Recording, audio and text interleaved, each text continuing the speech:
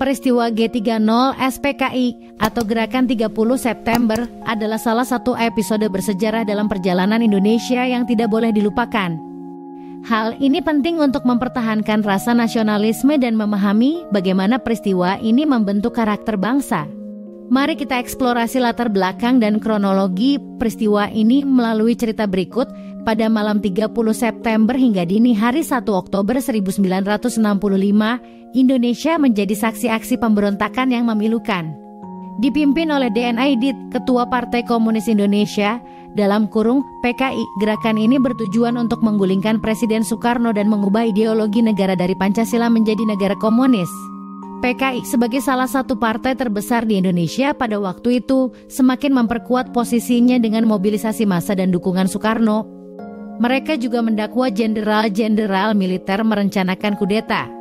Krisis semakin memuncak ketika Soekarno tiba-tiba jatuh sakit dan tim dokter dari PKI menyatakan bahwa hidupnya tidak akan lama lagi. Inilah saat PKI memulai aksi pemberontakannya.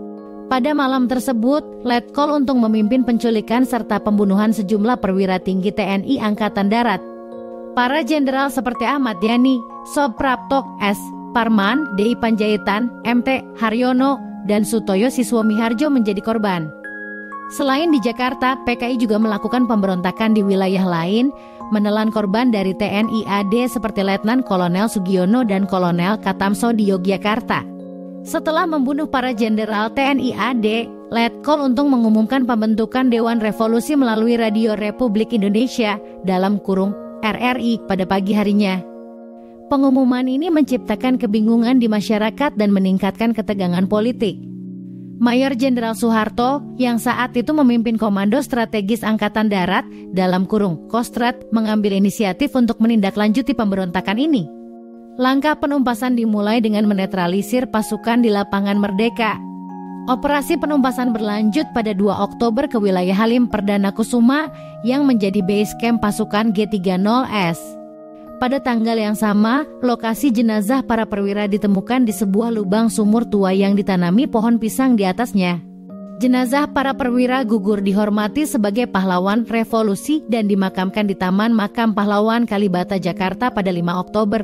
Penumpasan ini menandai berakhirnya G30 SPKI dan dimulainya Orde Baru di bawah kepemimpinan Soeharto. Peristiwa ini membawa konsekuensi tragis dengan lebih dari 500.000 kematian dan terdiskriminasi. Sejarah G30 SPKI adalah pengingat yang penting untuk tetap mencintai dan memahami Indonesia. Melalui pemahaman ini, kita dapat tumbuh dengan rasa nasionalisme yang kuat dan membangun bangsa ini bersama-sama.